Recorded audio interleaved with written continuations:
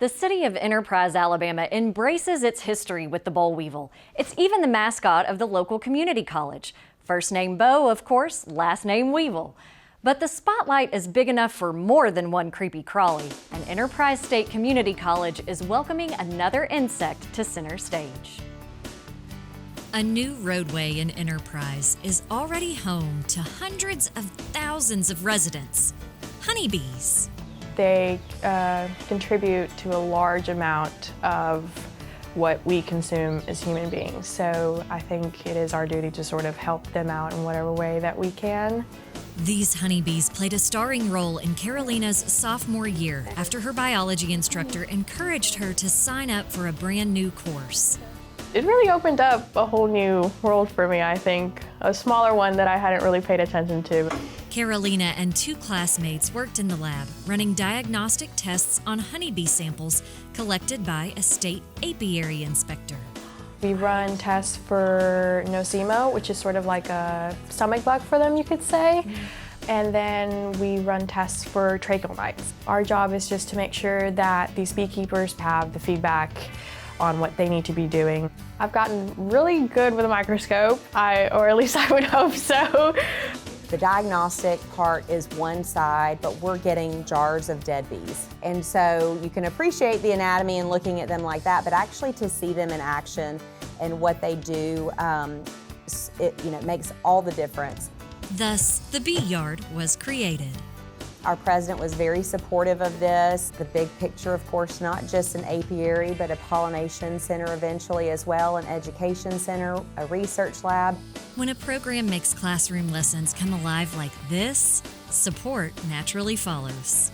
We had a vision that we wanted to bring together theoretical academic learning with practical learning. The honeybees give us an opportunity to teach the scientific method and how you solve problems in science. We are the workforce training entity for the state of Alabama. We are stepping up to provide training, and in this instance, we are going to expand because agriculture is still an important role in almost every community. Touted as a city of progress and a city that celebrates the creativity required to overcome destructive weevils, it's fitting that here, the great opportunities in agriculture start small. I really just want to see students succeed, ultimately.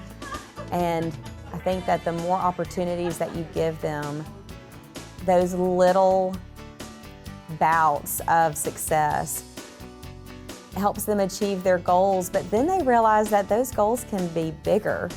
I think this program has been the reason why I have the path that I wanted in my future, so I'm very grateful for it.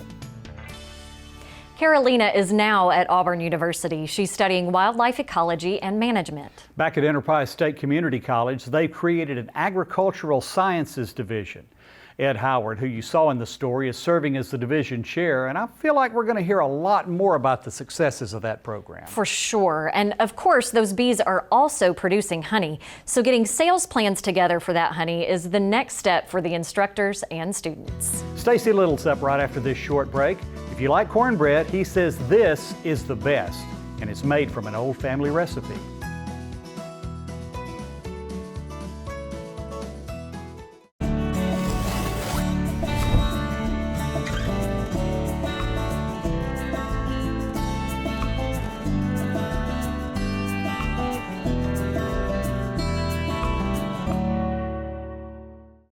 In an era where a child's playtime has become regulated and scheduled, one innovative Alabama Extension agent is championing a return to the core aspects of childhood play: creativity, imagination, and unstructured time.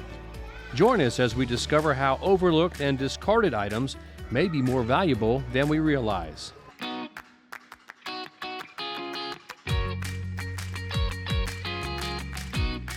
The Loose Parts Playground uses the notion that simple objects can unlock vast realms of a child's imagination, support physical activity, and aid in developing crucial life skills. Loose parts are natural or recycled materials. They can be anything from boxes to PVC to pillows and blankets to pots and pans. Any kind of material that's kind of open-ended in a way. It really lets the kids add their own meaning, kind of construct their own form of play.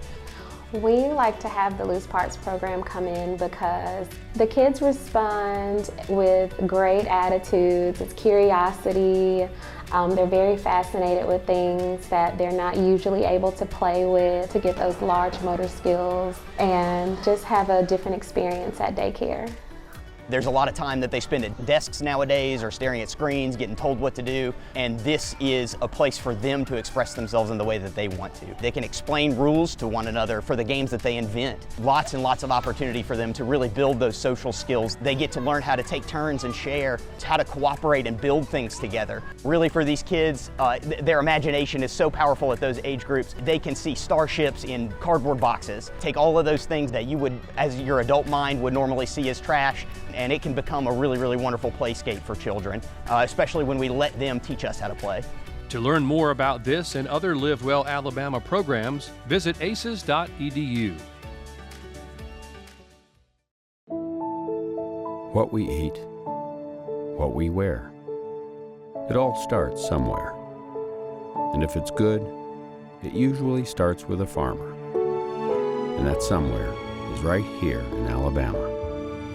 In a field, in a barn, on a tractor. Right now, there's a farmer starting something good for all of us.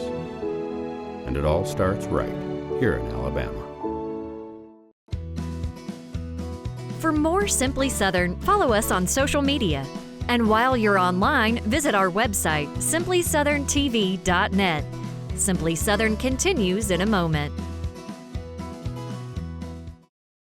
Buying from local farms has turned healthy eating into an adventure for the kids. Beef tastes even better when you know the farmers who raise it. I love a good steak, and it's nice knowing that our local ranchers are helping our environment. I do like a little honey in my tea. Keeping my money in the local economy by buying from Alabama farmers makes it taste even sweeter.